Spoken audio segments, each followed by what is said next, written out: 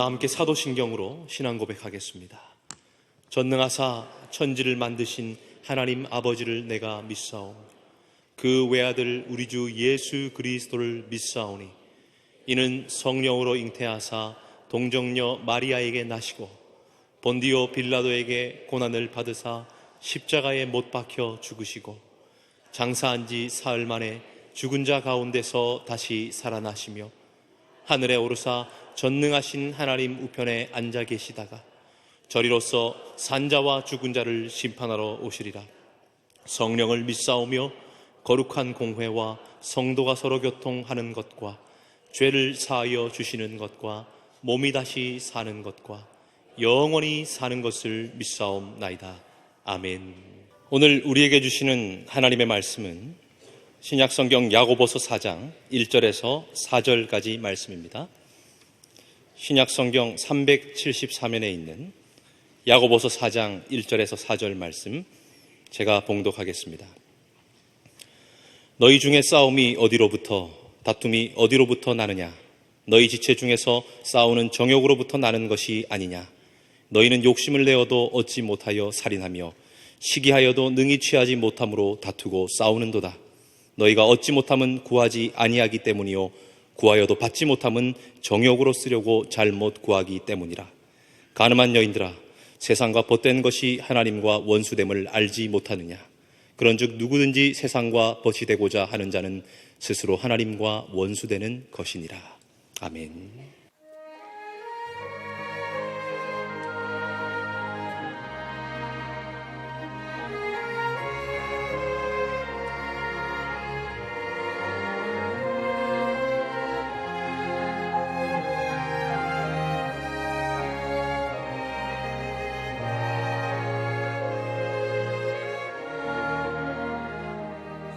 나를 입은 나를 감으심이 있으나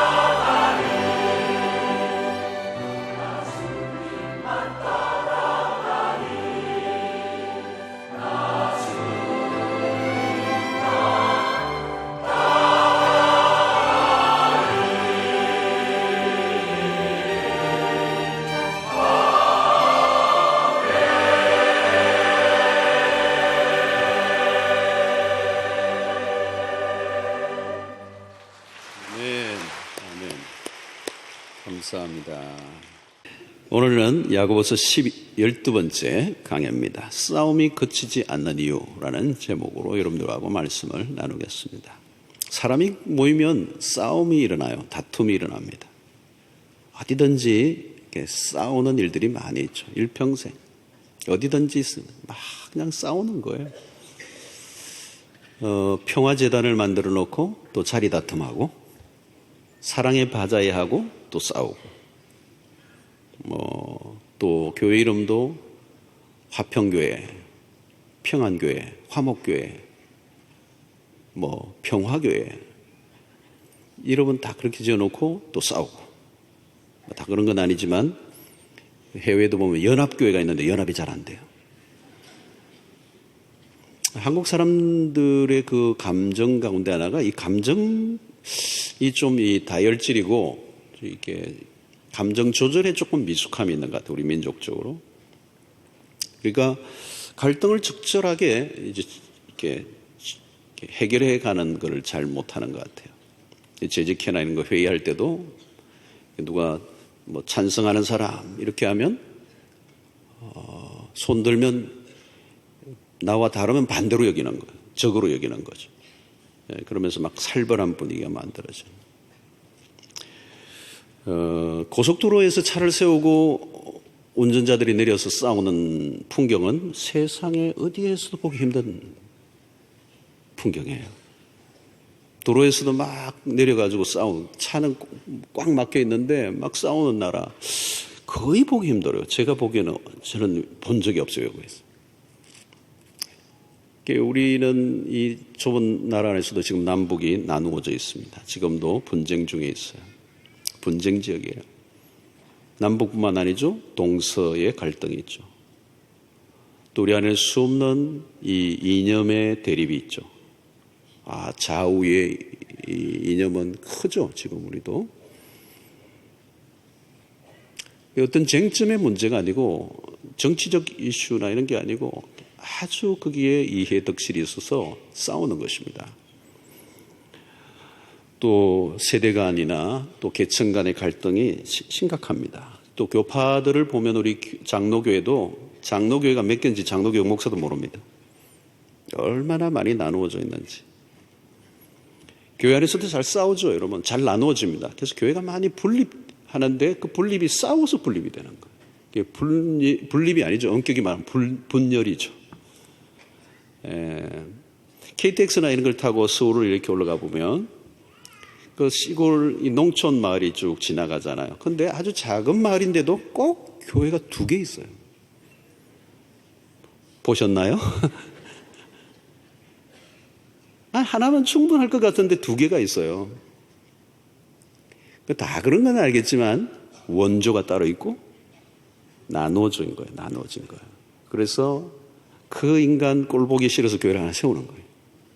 그래서 교회가 2개 있는 교회가 많아 있습니다. 지난 시간에 우리는 2가지 지혜를 다루었습니다. 위로부터 온 지혜와 세상적인 지혜. 기준은 뭐냐? 화평을 이루었는가, 다툼을 일으켰는가. 싸움을 일으키면 그건 세상적이고 정욕적이고 마귀적인 거라는 거예요. 그건 하늘로부터 온 지혜가 아니라는 겁니다.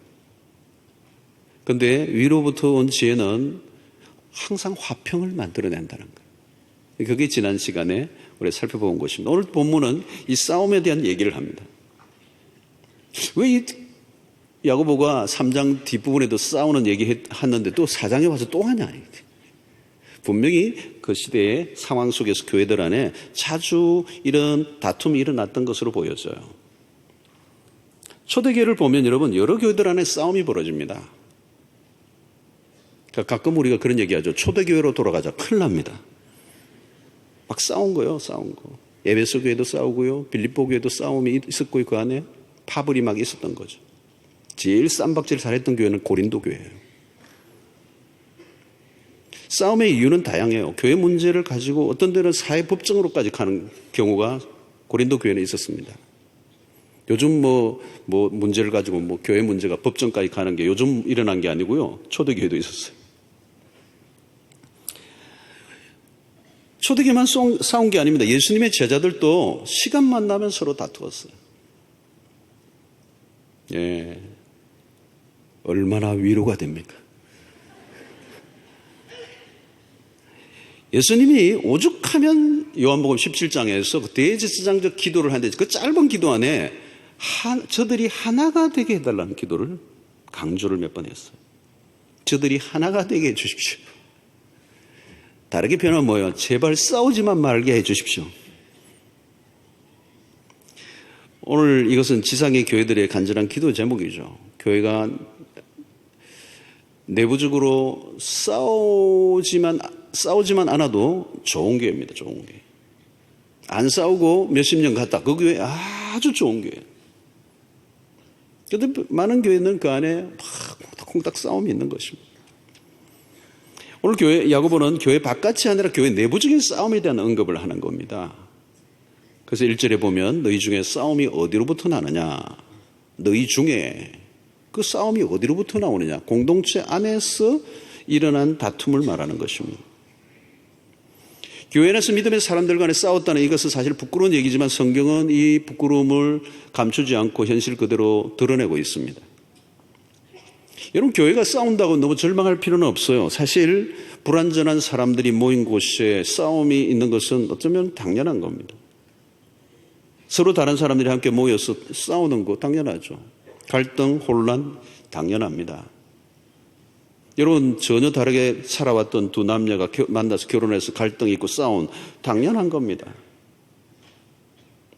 싸울 수 있습니다. 근데 문제는 뭐예요? 그것을 조율해 나가는 거죠. 결혼 초기는 너무 많이 싸우다가 하루에 12번 더 싸우고 그러다가 점점 줄어드는. 세월이 오르면 횟수가 줄어드는. 일주일에 내 싸우다가 일주일에 한 5번만 싸우는. 흐르면 이제 한 번쯤, 나중에 가면 이제 거의 싸울 일이 없어. 조율해 가자는 거예요. 여러분, 연주회 가면 음악회를 탈 때 오케스트라가 튜닝을 하잖아요. 튜닝. 낑낑낑낑 요란하죠. 그대로 온 거 아닌데 조금 있으면 하모니가 나오죠. 조율이 되는 거죠. 조율이. 오늘 우리의 삶도 그렇게 이제 되어져야 되는 거죠. 결혼이든 직장 속의 인간 관계든 공동체 안에서 사랑방 안에서 이런 관계들 안에 이걸 만들어 가야 됩니다. 오늘 1절을 보면 두 종류가 나오는데 싸움도 그냥 싸움이 아니고 원문상으로 보면 이게 다툼, 싸움이 다른 단어를 쓰고 있어요. 먼저 나오는 이 싸움은 중무정하고 싸우는 아주 폭력적인 걸 말해요. 뒤에 나오는 다툼은 이 언어로 높은 언쟁을 가리킵니다. 그러니까 교회 안에서 말로 토닥토닥 싸우기도 하다가 나중에는 몸싸움도 했던 것 같아요. 초대교회 안에.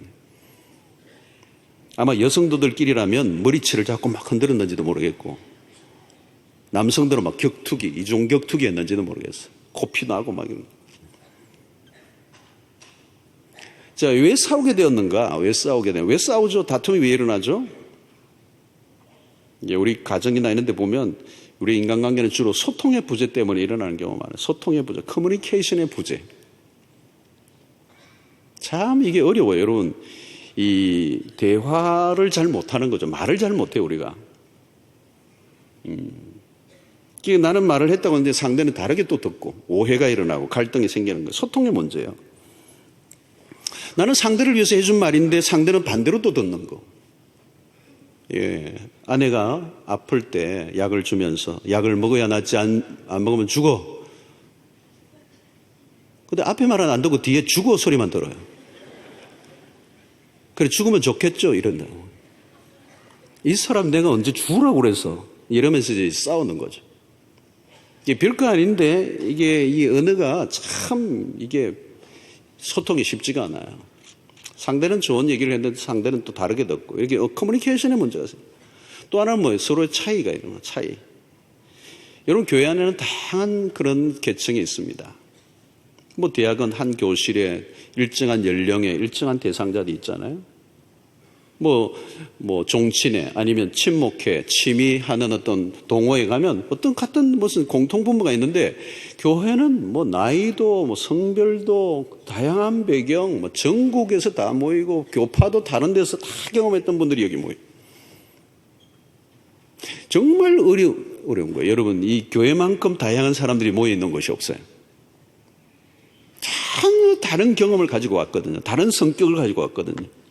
다른 아픔과 경험들을 다 안고 왔거든요. 여러분, 목회가 얼마나 어려운지 아세요? 이 다양한 사람들이 모여서 다 갈등이 일어날 때 그걸 중재한다는 게 얼마나 어려운지 몰라요. 잘못 중재했다가 큰일 납니다. 그러니까 사도행전을 보면 바울과 바나바도 싸우는 거죠. 영적으로 굉장히 성숙한 사람들입니다. 하나님의 종들입니다. 바나바는 성품도 좋은 분이에요. 그런 격려자예요, 격려자. 아주 높은 도덕적 그런 수준을 갖고 있는데 이 바울과 바나바가 교회 지도자인데 대판 싸웁니다. 하여튼 위로가 되는 대목이 성경 보면 많이 나옵니다. 마가 때문에 한 사람 때문에 막 싸우는 거예요. 이게 입장 차이가 있는 거죠. 뭘 하든지. 여러분, 우리가 기질적으로도 서로 맞지 않으면 싸우게 됩니다. 이 우울질과 점액질이 잘 안 맞습니다. 그러니까 여러분들 그 그룹 안에서 오늘 기질을 안 물어보세요. 기질이 뭐예요? 다혈질과 담접질이 안 맞습니다. 언젠가 기질만 하면 다루면서 우리 함께 말씀을 나눠볼 필요. 예수님의 제자들이 다 기질이 다 달랐어요. 기질이 다 달라요. 예. 근데 이 사람들이 12명이 따라다니면서 얼마나 토닥토닥 거려요. 여러분, 그러나 오늘 야고보는 우리가 싸우게 되는 원인에 대해서 아주 더 근본적인 문제를 진단해 주고 있습니다. 그게 1절에 보면 나와요. 너희 중에 싸움이 어디로부터, 다툼이 어디로부터 나느냐? 너희 지체 중에서 싸우는 정욕으로부터 나는 것이 아니냐? 야고보가 집중하고 있는 단어는 뭐냐면 정욕입니다. 정욕. 싸움이 어디로부터 오느냐? 우리 안에 있는 정욕, 욕심이라는. 우리 안에 있는 이 정욕, 욕심, 욕망을 제거하기 전에는 우리의 인생 가운데 싸움은 그치지 않고 일어날 것이다. 이 싸움이 일어나고 있는 가장 근원은 외부적 요소나 다른 사람 때문이 아니고 그럴 때도 있지만 가장 중요한 요인은 내 안에 있다. 내 안에. 그게 뭐냐? 정욕이라는 거죠. 여러분들 교회 안에서나 직장 안에서나 어디서나 가정 안에서든지 싸움을 잘 들여다보세요. 지금 싸움이 일어나고 있다면 그 싸움이 일어나고 있는 그 부분에 보면 성격상 맞지 않아 이런 게 있지만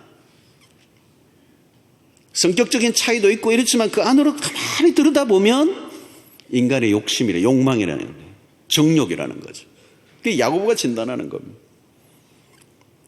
여러분, 인생을 험하게 사는 이 정말 살벌한 이 분쟁과 불화가 끊임없이 일어나는 그 한가운데 들어가면 환경적 요소나 타인에 의해서 일어나기보다는 가장 근원적인 것은 내 안에서부터. 여러분, 욕망이 강하면요, 강할수록 이기적이잖아요, 이기적이. 자기중심적이란 말이죠. 내가 원하는 대로 되기를 원하는 거죠. 대화를 해도 상대를 내가 조종하고 통제하려고 하는. 부모가 자녀들과 대화가 안 되는 이유가 뭐냐면 부모는 이미 어떤 생각을 설정하고 자녀에게 막 몰아가서 자기의 입장으로 끌어들이고 설득하려고 하는 그 억압적인 요소가 있으니까 아이는 아예 안 들으려고 그러는 거죠.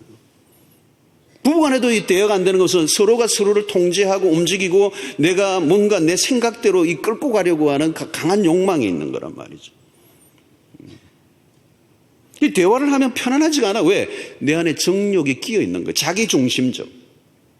이렇게 강하면 강할수록 내가 주도해야 된다는 거죠. 내가 주도해야 된다는 거예요. 나 중심적으로 모든 것을 끌고 가고자 하는 그런 관점에서 대화를 하면 대화가 뚝뚝 끊기는 거죠. 왜? 각자가 자기의 욕망을 가지고 있기 때문에. 자기의 생각을 강하게 주장하고 있는 것들이 있기 때문에 대화가 안 되는 거예요. 대화하는 동안에 늘 툭툭 끊기면서 긴장하고 핏대가 서고 막 얼굴이 막 험상궂어지고 이런 거죠. 여러분, 야고보가 말하는 싸움의 중요한 원인입니다. 쉽게 말하면 주도권 다툼이 일어나는 거죠.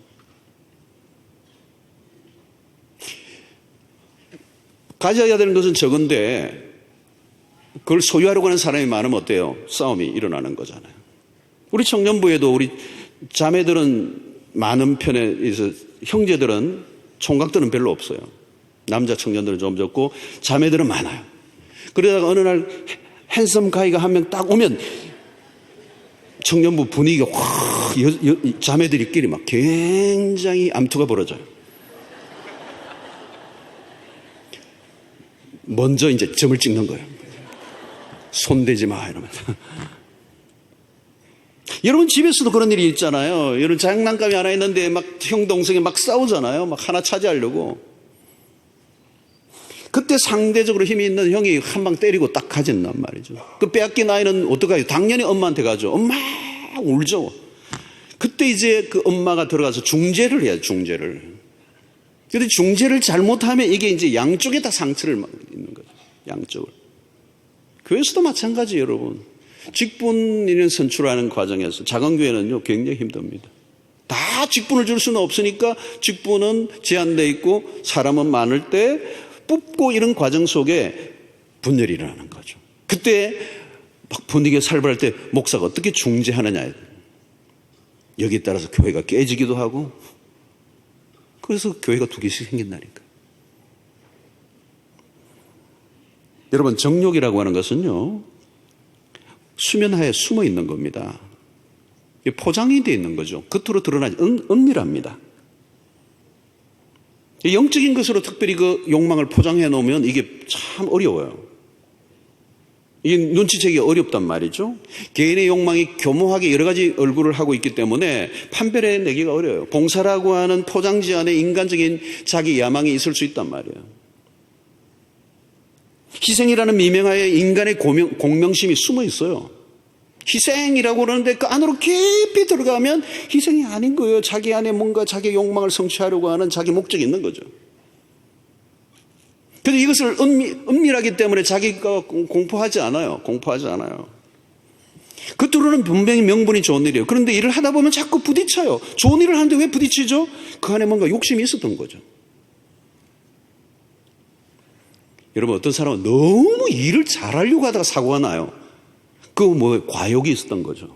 내가 이 프로젝트를 이걸 끝내주게 함으로 내 인생에 뭔가 한번 반전을 노리는 자기 중심적 야망이 있었던 거예요. 그러니까 일을 할 때 퍽퍽해. 쉽지가 않아. 이 사고가 터지는 겁니다. 이 정욕은 항상 경쟁을, 갈등을, 불신을, 배신을 낳아요. 그러니까 누구의 관계도 편안하지가 않는 거죠. 하나님의 뜻, 하나님의 영광이라는 명분은 있지만 자기 개인의 욕망이 그 안에 숨어서 다툼으로 드러나는 겁니다. 인간의 욕심, 허영은 그렇게 간단하게 사라지지 않죠. 그래서 우리의 삶의 내면에 그 은밀하게 움직이고 있는 그 욕망의 강을 잘 그 깊이 수위를 봐야 돼요. 오늘 설교가 쉬운 설교는 아닙니다. 받아들이기. 여러분, 오늘 욕심이 우리의 기도 안에도 끼어든다는 것을 지금 야고보는 기도의 문제와 욕망을 지금 연결시키고 있는 거죠. 기도 자체는 굉장히 거룩한 행위란 말이죠. 경건한 행위. 우리의 신앙생활에서 기도의 영역은 너무 큰 겁니다. 이 기도를 통하여 우리의 신앙이 성숙하고 삶의 변화를 경험하고 이 기도가 우리의 신앙에 아주 큰 좌우를 하는 겁니다. 근데 문제는 기도 자체가 아니라 기도가 건강하지 않은 기도가 되면 이것은 신앙과 삶 전체를 병들게 할 수도 있는 도구가 기도예요. 기도라는 경건하고 거룩한 행위가 세속적인 수단으로도 얼마든지 전락될 수 있기 때문에. 그래서 여러분 2절 하에 너희가 얻지 못하면 구하지 아니하게 하기 때문에요. 이 구하지 아니하는 사람들은 어떤 사람이냐면 자기의 힘과 방법으로 문제를 해결하려고 하는 사람, 그들은 기도 안 하죠. 기도할 필요 없죠. 내 문제와 내 지혜와 내 능력으로 다 해결하려고 하는 사람이 왜 기도해요? 인본주의적인 사람들이죠. 그러니까 기도 안 해요. 기도 안 하니까 응답 못 받는데 또 기도해도 응답 못 받는 사람은 어떤 사람이요? 3절 구하여도 받지 못하면 정욕으로 쓰려고 잘못 구하기 때문이다. 여러분 이게 우리 기도에 특별히 한국교회 안에 이 부분이 이 구절이 굉장히 유심히 들었다 보아야 될 부분입니다. 기도 많이 한다는 사람인데 건강하지 않는 신앙생활을 하는 사람들이 있거든요. 기도를 안 해서가 아니라 잘못된 기도를 하는 게 문제라는 거예요. 기도를 안 한 것도 앞부분에는 2절 하반절의 문제도 기도하는지만 잘못된 기도를 하는 것도 이건 큰 문제라는 저는 오늘 한국교회 안에 이런 어려움들이 여기에 걸려 있는 거죠. 그렇게 기도를 자기 정욕을 이루는 수단화하는 거예요. 수단화. 여러분, 우리가 영적으로 깨어있지 않으면 우리 안에 정욕을 식별해내기 어렵습니다. 하나님은 금방 알아차리지만 우리는 막 그 안에 은밀하게 숨겨놓았기 때문에 정직한 기도를 하지 않는 거죠. 겉으로는 하나님의 영광인데 안으로 들어가면 전혀 아닌 거예요. 하나님이 아무리 후하시더라도 후하고 관대하시지만 우리의 그 정욕으로 드리는 기도까지 들어주시는 하나님은 아니세요. 정욕적인 기도가 얼마나 많습니까? 허영에 찬 기도가 얼마나 많습니까? 우리의 기도를 점검해 보면요, 우리 안에 그런 욕망이 들어있는 것이죠. 여러분, 정욕으로 드리는 기도는 하나님께로 가까이 가기보다는 점점 더 하나님으로부터 멀어집니다. 이기적인 욕심으로 가득 찬 기도는 영적 성숙은 고사하고 계속 연약한 신자로 남아있게 되는 것입니다. 여러분, 하나님 내 사업을 번창하게 해주시옵소서. 하나님의 영광을 위하여 가로로 치고.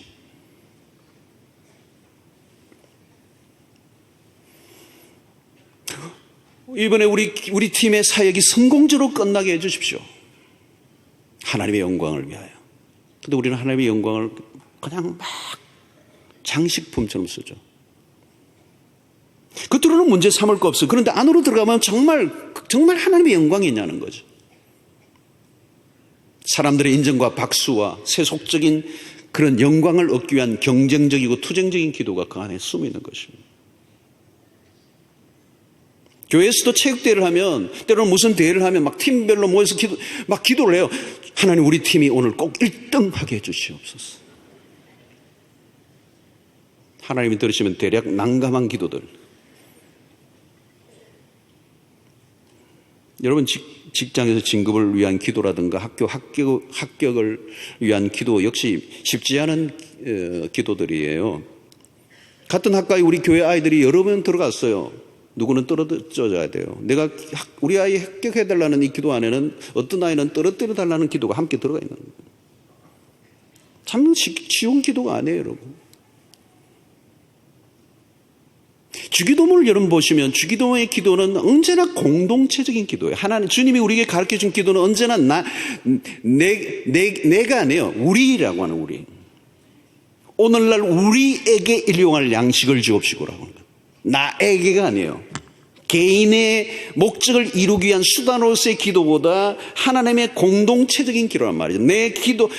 나에게 일용할 양식이 아니라 우리에게라고 하는 말. 그리고 그 말은 그 기도 안에는 하나님 나에게 주신 양식의 일부를 먹지 않은 사람에게도 나누게 해주셔서 그 기도가 같이 들어가 있는 거예요. 이게 기도가 쉬운 기도가 아니에요, 여러분.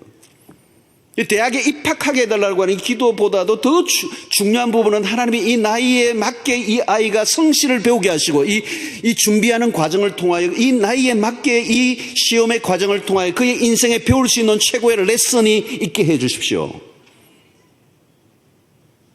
때로는 떨어진다 할지라도 이 과정을 통하여 하나님의 주시는 메시지를 그가 들을 수 있게 하시고 보다 성숙한 계기가 되게 해 주십시오.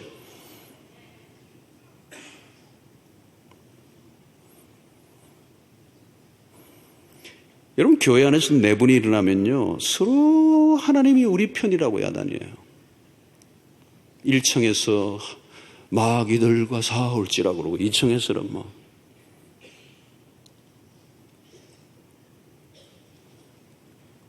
여러분, 그런 기도는 하나님 앞에 상달될 수 없죠. 우리의 많은 기도 안에 정욕적인 요소들이 들어있는 거죠. 이는 12월 달이 되면 너무 힘들게 살아와서 하나님 기도합니다. 하나님, 올 한 해 동안 나를 힘들게 한 사람들의 명단을 올려드리나이다. 하나님, 알아서 내 대신 처분해 주시옵소서. 적당하게 만져 주시옵소서. 특별히 몇 사람은 골라가지고 빨간 줄을 켜고 꼭. 여러분, 정욕으로 가득 찬 기도는 하나님의 뜻과 청도를 일으킵니다. 기도라는 수단을 통해 하나님을 설득시키려고 하고 하나님을 압박하는, 우리가 하나님과 싸워 이길 수 있다고 생각하면 큰 오해죠. 아무리 설득이 대단하고 정성을 다 쏟아도 하나님은 우리의 욕망의 기도에 대해서는 매우 냉정하신 분입니다. 지혜로운 기도는 우리가 하나님을 설득하는 것이 아니고 하나님에게 설득을 당하는 것입니다. 기도를 통해서 우리가 무엇을 배웁니까? 자기 포기예요. 자기 포기. 한국교회는 기도를 통하여 우리가 뭔가를 쟁취하고 쌓고 거머쥐는 이런 기도였어. 그런데 여러분, 기도를 가보면 예수님이 최고의 기도의 모델은 겟세마네 동산의 기도예요. 나의 원대로 마옵시고 아버지의 원대로 되기를 원합니다. 내 뜻이 이루어지기보다 아버지의 뜻이 이루어지기를 원합니다. 이 완성적 기도죠. 그러나 예수님의 제자들은 잠들었어. 주님이 기도할 때 기도하지 않았습니다. 그러니까 그 겟세마네 동산 내려올 때 잡으러 온 사람들을 향하여 베드로는 칼을 휘둘러 말고의 귀를 잘라버립니다. 유욕적인 삶, 투쟁적인 삶. 그러나 예수님은 하나님의 뜻 앞에 순수히 자신의 몸을 맡기고 당신의 소원과 욕망을 내려놓으신 거죠. 주님은 다투지 않으세요. 온유함으로 십자가의 길을 받아들이신 것입니다. 모세는 광야에서 반역하고 대드는 백성들과 싸우지 않습니다. 비밀은 엎드려짐. 그 엎드림을 통하여 그가 무엇을 발견했습니까? 백성들만이 아니라 자기 안에도 있는 백성들과 같은 거친 그 강팍한 마음을 하나님의 손 안에서 다루어지는 훈련을 한 것입니다. 여러분, 모세도 얼마나 백성들이 대들고 그러면 그냥 원망이 일어나고 그 백성들을 향해 대적하는 거역의 마음이 일어났겠어. 그러나 그는 엎드려 끊임없이 백성들과 다투지 않고 엎드려 하나님의 손길 안에 다루어지는 시간을 가진 거죠. 여러분, 기도는 우리 안에 있는 정욕을 다스리는 일이지 자신의 정욕을 만족시키는 수단이 아닙니다. 여러분, 우리가 기도하면서 정말 힘든 게 뭐냐면 다른 게 힘든 게 아니에요. 내 안에 끊임없이 일어나는 이 인간적 욕망을 어떻게 하나님의 말씀 앞에 그 비추어져서 그 진리 안에서 성령의 도우심으로 그 욕망을 제거하는 일을 하는 거죠. 내 안에 있는 끊임없는 그 욕심을 어떻게 하면 내가 이렇게 기도 안에서 녹여내는. 여러분, 이게 하루 동안 안 하면요, 이 욕망은 계속 부풀어 올라요. 목사도 여지없어요. 감당할 수 없어요. 여러분, 우리는 내 기도가 응답될 때 하나님은 참으로 선하시고 좋으신 분입니다. 찬양하지만, 그러나 여러분, 나의 기도가 응답되지 않을 때라도 하나님의 선하심을 찬양해야 돼요. C.S. 루이스는 우리에게 그런 말합니다. 우리가 천국에 가면 우리가 기도하고 그 기도가 응답되지 않은 것으로 인해 하나님께 감사하는 것으로 대부분의 시간을 보낼 것이다. 다소 과장되어 있는 것 같이 들리는지 모르지만 C.S. 루이스는 우리가 이 땅에 살면서 얼마나 우리의 기도가 잘못된 기도를 많이 드리는 거죠. 그 잘못된 기도가 만약에 응답된다면 내 개인뿐만 아니라 공동체가 다 깨져버릴 수밖에 없는 것을 천국에 가서 깨닫고, 하나님 그때 기도를 응답하지 않아서 너무 감사합니다. 하나님 그때 응답 안 하셔서 너무 감사합니다. 우리 안에 미움과 정오와 분노가 막 일어날 때 막 했던 그 기도가 그대로 이루어지면 이 세상은 지옥이 되는 거잖아요. 내가 막 악에 받쳐 있을 때 막 쏟아내는 것이 기도가 되어서 막 하나님께 구한 대로 응답되면 여러분 별일이 다 일어날 거예요. 막 다리 절고 다른 사람도 있을 거고 막.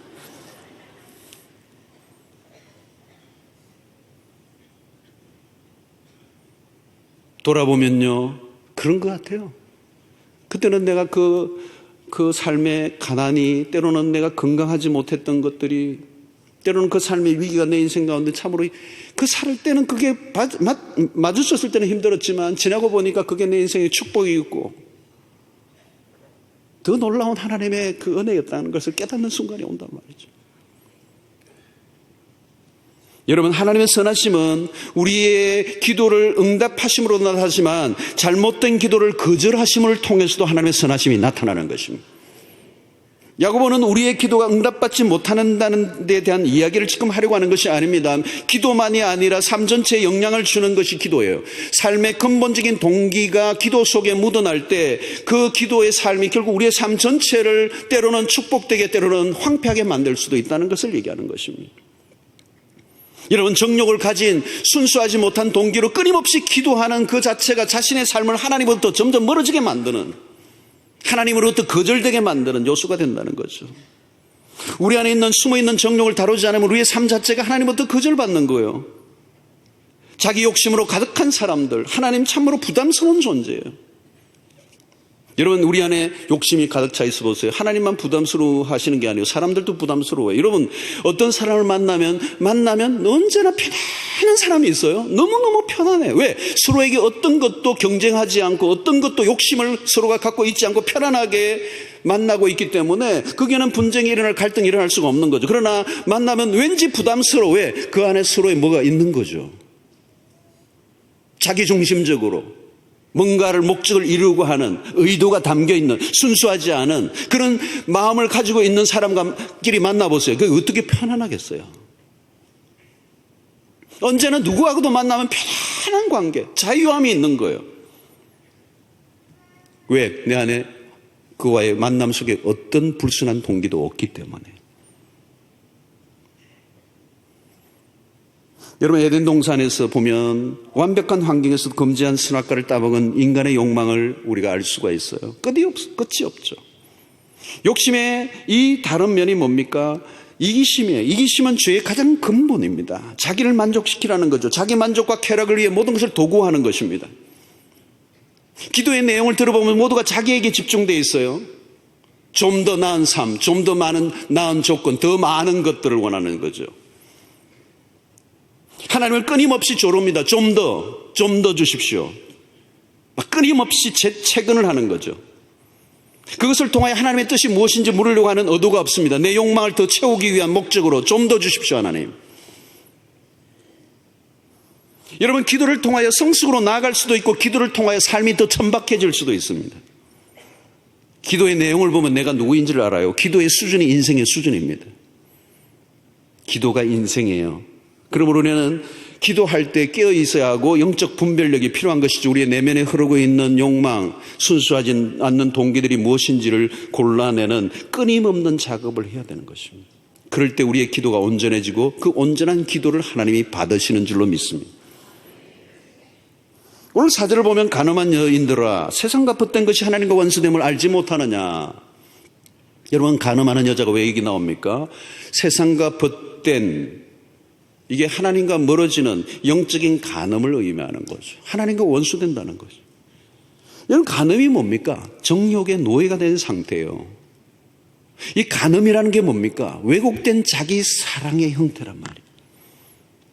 자기 사랑은 하나님과 멀어졌다는 뜻입니다. 하나님과 멀어진 이 삶은 결국은 초점을 잃어버린 거죠. 정욕에 사로잡히면 마음은 수없이 천갈래 만갈래로 나눠집니다. 초점을 잃은 그 마음은 어디로 향할지 모릅니다. 끄는 대로 유혹에 무방비한 상태가 되는 것입니다. 여러분, 욕망을 극복하지 않으면 모든 것은 자기로 향하게 만들어요. 당연히 다툼이 일어나는 것입니다. 다른 사람과 충돌이 일어납니다. 여러분, 오늘날 우리가 성과 정욕에 중독된 사회라고 말합니다. 정욕은 가정을 깨고 공동체 안에 숨는 분열을 가져오잖아요. 자기 쾌락에 빠진 사람은 자기를 기쁘게 하려고 하는 그 일에만 몰두하고 자기의 쾌락에 빠졌을 때 자기의 주변의 사람들이 얼마나 고통을 당하는가에 대한 생각이 전혀 없어요. 오직 그 욕망의 속성은 자기 기쁨만을 추구하는 거란 말이죠. 여러분, 이런 하나님과 원수된 삶을 풀려고 하면 나를 기쁘게 하기 위한 삶에서 돌이켜야 하는 것입니다. 그런데 이게 쉽지가 않아요. 현대사의 문화의 특징은 자기를 만족하게 하기 위해서 모든 게 맞춰져 있어요. 여러분, 오늘 우리의 문화 안에 뭐예요? 전부 다 당신을 즐겁게 하라고 부추기는 문화란 말이죠. 너를 만족시켜. 너만 행복하면 돼. 여러분, 나의 만족을 추구하는 사람들끼리 모인 곳에는 다툼과 충돌이 일어날 수밖에 없습니다. 오직 나만을 생각하고 나의 즐거움, 나의 기쁨만을 추구하는, 그래서 모든 것을 자기의 기쁨과 만족을 이루기 위한 수단화시켜버린, 도구화시켜버린 그 삶은 분쟁이 끊임없이 일어나는 것. 모든 사람은 자기의 도구가 되는 거죠. 하나님마저도, 거룩한 것마저도, 기도마저도. 여러분, 우리는 우리 자신만을 기쁘게 하면서 우리를 행복하게 할 수 있는 존재들이 아니에요. 신자는 누구예요? 나뿐만 아니라 다른 사람을 기쁘게 함으로 기뻐할 수 있는 삶. 빌립보서 2장 4절의 말씀이 그거죠. 여러분, 빌립보서 2장 4절에 각각 자기 일을 돌볼 뿐더러 또한 각각 다른 사람들의 일을 돌보아 나의 기쁨을 충만하게 하라. 저는 이 대목 보면 우리 영어 이니셜이 생각이 나요. joy라고 하는, 기쁨이라고 하는 joy가 왜 생겨났냐? Jesus. 첫 번째 J는 Jesus. 우리의 삶에 가장 먼저 Jesus가 와야 된다. 두 번째는 others, 다른 사람들. 오죠. 그 다음에 마지막 Y는 뭐예요? yourselves. 마지막이 당신이라. 첫 번째는 우리의 삶에 그리스도를 가장 먼저 우선에 두는 삶, 그 다음에 다른 사람을 생각하는 삶, 그 다음에 자기 자신을 생각하는 삶을 살 때 joy, 기쁨이 온다. 이걸 거꾸로 하면은 기쁨이 오지 않아요. 기쁨과 반대가 되는 것입니다. 자, 오늘 우리는 결론적으로 맺는다면 이 다툼을 일으키는 우리 안에 있는 이 정욕을 어떻게 해야 될 것인가? 첫 번째는 자족의 원리를 배우는 것입니다. 디모데전서 6장 8절에 우리가 먹을 것과 입을 것이 있는 즉 족한 줄로 알 것이니라. 이 자족하는 것. 빌보서장에서도 어떤 형편이든지 나는 자족하기를 배웠노니 모든 일 곧 배부름과 배고픔과 풍부와 공핍에도 처할 줄도 알아. 모든 일에 일체의 비결을 배웠다. 13절에 내게 능력 주시는 자에서 내가 모든 것을 할 수 있다. 여러분, 우리는 욕심을 채워 만족을 얻을 수 있는 게 아니에요. 여러분, 욕심은 채워지지 않아요. 근데 사람들은 욕심을 채워 만족을 얻으려고 하는 거죠. 욕심을 채워 만족하는 게 아니라 우리는 하나님의 능력 안에서 만족하는 법을 배워야 되는 거예요. 내게 능력 주시는 자 안에서 내가 모든 환경에서 만족할 수 있다. 무엇을 채워야 하는 것이 아니라 있는 상태에서 만족하는 훈련. 그게 하나님 안에서 가능하다는 거죠. 여러분, 외부로부터 만족이 오는 게 아니에요. 우리 안에 계신 분으로 인하여 만족이 오는 줄로 믿습니다. 두 번째 또 뭐예요? 하나님께 온전히 집중하는 겁니다. 집중. 하나님께 집중하는 만큼 정욕은 멀어지는 거예요. 정욕의 힘이 소멸된다는 거죠. 하나님께 눈이 집중되는 것. 오늘 우리의 삶은 하나님으로부터 하나님에게 집중하지 못하도록 우리의 시선을 막 분산시키는 문화 안에 살고 있는 거죠. 우리가 일주일날 와서 일주일에 한 번씩 예배를 드리는 가운데 우리가 하는 이게 뭐예요? 왜 이 예배가 중요합니까? 하나님에게 집중하는 거죠. 분산된 우리의 마음을 하나님께 집중하고 하나님께 두려고 하는 것입니다. 우리가 철야에 나오고 이 금철 아니면 특별 새벽기도 이런 시간을 통해 우리의 막 분산된 온갖 우리의 시선을 끌어당기며 우리를 만족시켜 줄 것처럼 유혹하는 그 모든 것으로부터 우리의 시선을 오직 주님 앞에 집중하는 것. 깊은 영적 그런 체험을 하고 나면 신기하게 우리에게 일어나는 변화가 뭐냐면 뭔가 영적인 포만감이 생기는 거예요. 그리고 거룩한 무관심이 생기는 거예요. 뭐 세상에 그런 게 부럽지가 않아. 뭐 부러운 게 별로 없었어요. 뭐 있으면 있고 없으면 없는 거지. 이 은혜를 받으면 여러분 뭐예요? 내가 가지고 있는 게 별거 아닌 것 같아도 옛날에는 은혜가 떨어졌을 때 이게 별 작고 보잘것없었는데 은혜를 받으니까 이게 내가 가지고 있는 게 너무 귀중하고 너무 큰 거예요. 감사한 거예요. 그 은혜가 떨어지면 아무리 많이 가지고 있어도 너무 초라하고 작게 보이는 거예요. 끊임없이 인간의 욕망은 더 큰 것을 가지라고 요구하는 거죠. 사랑하는 성도 여러분, 하나님에게 집중할 때 우리의 정욕의 힘은 줄어들고 세상의 것들에 대한 거룩한 무관심, 결국은 나의 성공이나 자기중심적인 세계에 휘말리지 않게 되는 것이죠. 아브라함과 조카 롯의 큰 싸움이 창세기 13장에 나옵니다. 목초지 문제로 유목민에게서 묵혀지는 재산을 지키는데 아주 결정적인 것이죠. 종들끼리 싸움이 일어납니다. 그걸 알고 여러분 종들 싸우면 그 다음에는 주인 싸우게 돼 있거든요. 아브라함이 먼저 조카 롯을 불러서 너가 우하면 내가 좌하겠고 너가 좌하면 내가 우하겠다. 너가 먼저 가자. 원하는 땅을 가자. 이 롯이 아주 매몰차게 그래도 삼촌이 이러지도 않고 그냥 탁 자기가 좋은 땅을 선택해요. 여러분 아브라함은 조카와 투쟁의 방식으로 문제를 해결하지 않았어요. 왜요? 하나님의 공급을 믿었기 때문에. 그래서 여러분 그 조카 롯이 자기의 양떼들을 데리고 가축을 데리고 떠난 그 순간 막바로 떠난 후에 여러분 창세기 13절을 보면 하나님이 아브라함을 부르세요. 나타나셔 하나님 부르시고 아브라함아 너가 눈을 들어 동서남북을 바라봐라. 여러분 롯은 자기가 선택한 자기의 그 목적지를 따라갔지만 하나님은 그 정도가 아니에요. 아브라함에게 어마어마한 동서남북을 바라봐라. 내 눈으로 보는 땅을 내가 다 너에게 주겠다. 여러분 우리가 일평생 살아가면서 내 욕망을 가지고 투쟁의 방식으로 살아가면요. 내가 주인 된 삶이잖아요. 얼마나 피곤하고 얼마나 힘든 거예요. 내가 다 책임지고 지켜야 되고 싸워야 되고 투쟁해야 되고 놓치지 않아야 되고 경쟁해야 되고 그러니까 싸움이 끝이 없는 거죠, 여러분. 험한 인생을 사는 거잖아요. 그래서 아브라함은 그 방식을 선택하지 않은 겁니다. 조카하고 유치한 싸움 하기 원치 않는 거죠. 여러분 우리 오늘날 얼마나 많은 사람 형제끼리도 싸우잖아요. 부모 자녀끼리도 싸우잖아요. 부부끼리도 싸우잖아요. 돈 문제, 파이 문제, 주도권 문제. 내가 내 인생을 책임지는 것처럼 나의 하나님은 그게는 안중에도 없는 거죠. 내 인생을 지키시고 공급하시고 책임져 주시는 하나님에 대한 관점이 전혀 없기 때문에 내 인생에 내가 책임지고 내가 하나님 되어 있는 거잖아요. 여러분 인간이 하나님 되는 그 위치에 서는 순간 삶은 꼬이는 겁니다. 엄청난 꼬이는 거죠. 그러면 끊임없이 경쟁하고 투쟁하고 싸워야 되는 것입니다. 여러분 팔복 가운데서도 온유한 자가 복이 있나니 땅을 기업으로 차지할 것이다. 와우, 기가 막힌 말이에요. 무슨 말입니까, 여러분? 온유하고 다른 사람에게 다 당하고 뺏기면 내가 네 인생은 책임지겠다는 거예요.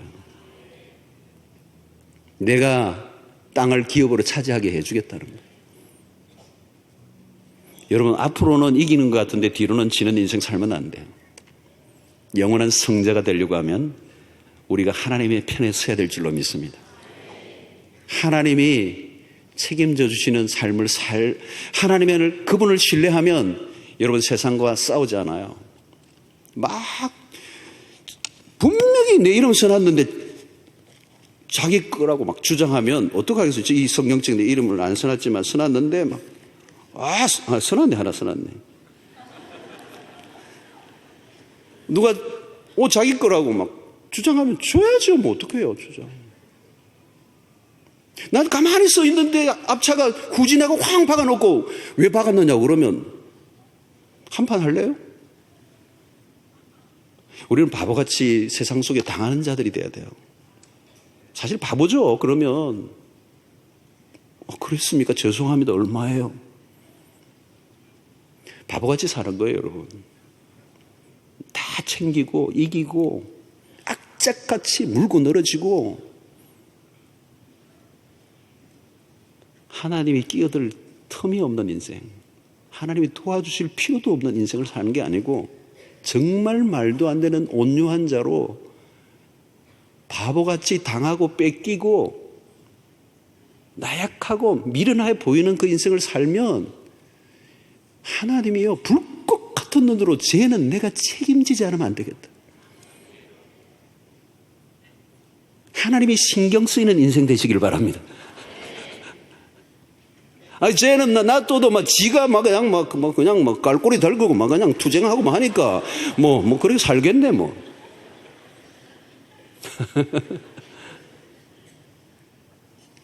위치와 여러분 어떤 삶을 선택하시겠어요? 우리는 싸움의 방식으로 이 땅을 살아가도록 우리를 부르시지 않으셨어요. 하나님의 사람들처럼 당하고 피해보고 약자처럼 살아갈 때 하나님 우리의 인생을 책임져 주시는 거예요. 그래서 우리는 어떤 경우도 여러분 경쟁하지 마시고요. 혈기 부리지 마시고요. 분노하지 마시고요. 도끼 품지 마시고요. 나를 미워하는 자에게 오히려 축복하는 삶을 사십시오. 예, 악은 모양이라도 부리라고 그랬잖아요. 악을 선으로 이기라는 거죠. 그때 여러분 우리가 하나님의 아들이라 일컬음을 받을 것이고 하나님이 기뻐하시고 우리 인생을 따라다니면서 책임져 주시는 은혜가 있게 될 줄로 믿습니다. 하나님 아버지 감사합니다. 오늘도 우리에게 주신 말씀을 꼭 붙잡고 우리 일상 속에 승리하게 하여 주시옵소서. 예수 그리스도의 이름으로 기도하옵나이다. 아멘.